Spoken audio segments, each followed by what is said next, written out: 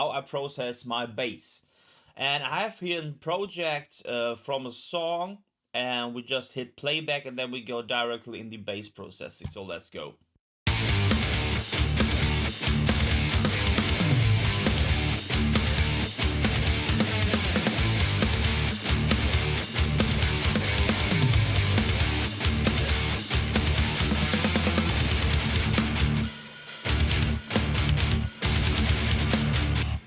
So I just always search for a bass tone which is supportive, not that clanky bass style.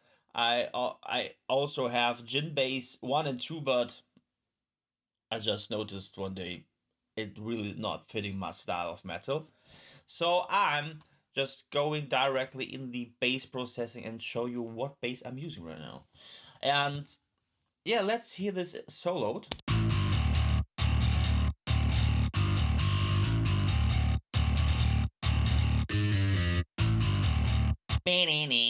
Yeah.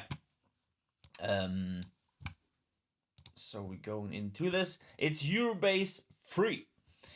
Um, and the processing here, I did not that much. I'm using the distortion channel, and here's the humanize button, and I just put this on this machine, and human. The first step when it turns to human, there I will keep this there.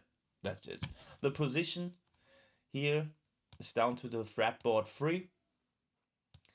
And that's pretty it here. Or what I did in the mixer. Okay, in the mixer I did something. I used there also the compress signal. And just tiny moves, a little bit down the drive. That really fits to the music I'm doing. So that's with this. And then we come into the rest. Then I'm using Pro Q, and just, especially this area, I really put down this area. And here I have a dynamic.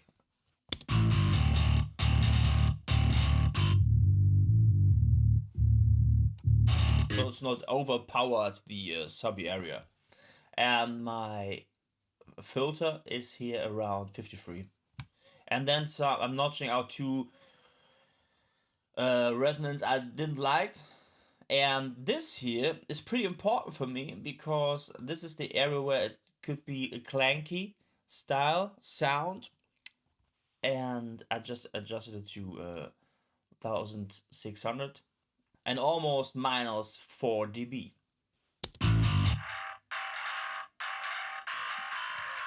This is the clanky sound. If you have this pretty up here, it's and I don't want this. I just want the supportive bass.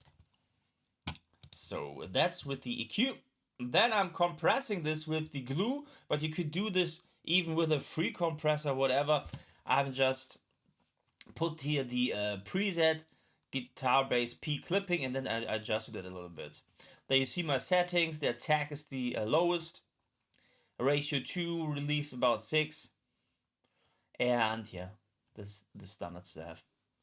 And I have in here a sidechain, so it's not compressed below 52. So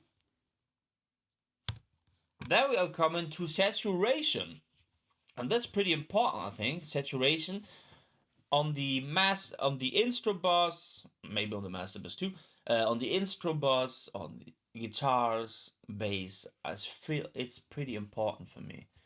So on this one here, the lows, I just cut it to almost 1000 hertz, and I dialed back a little bit the lows, the mix at 37, and the dynamics a little bit back. So I just did a tiny bit of the drive here. Do we hear this? Yeah.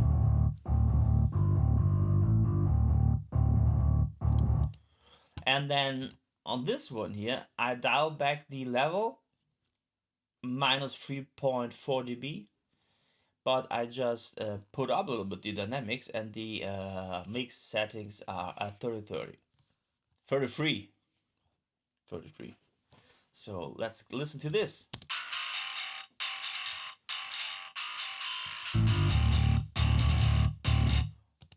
I can just turn it off and on and you hear the difference.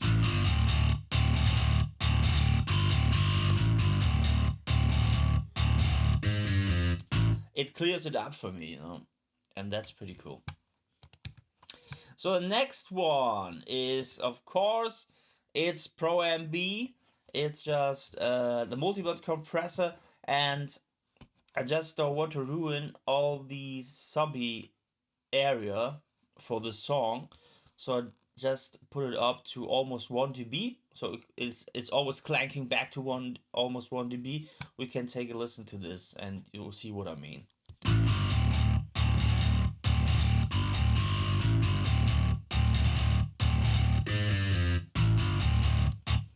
So this is really, it clarifies the stuff a lot. And then I'm coming to and do limiting with the Pro L. You can really, even with the multiband compressor, you could take a free one.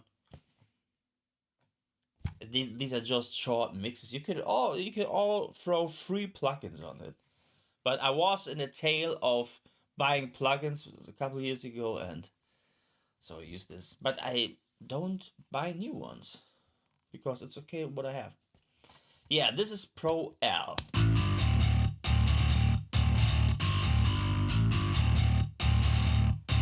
So do not that much, because if you do too much with your limiter, it destroys your low end. Yeah, and that's really it. What I'm doing for you see this again. These are 6 plugins on the bass, and for me the bass there is pretty awesome. I really did this a lot of time with gin bass, but gin bass is not my type of style. So Eurobass is pretty cool for the stuff I'm doing, like in the area from thrash or groove metal stuff area. And there is Eurobass much better for me. And yeah, that's it. Yes, thanks for watching, man. Hopefully you like this short bass mix tutorial, whatever you want to call this. And yeah, see us next time. Bye bye.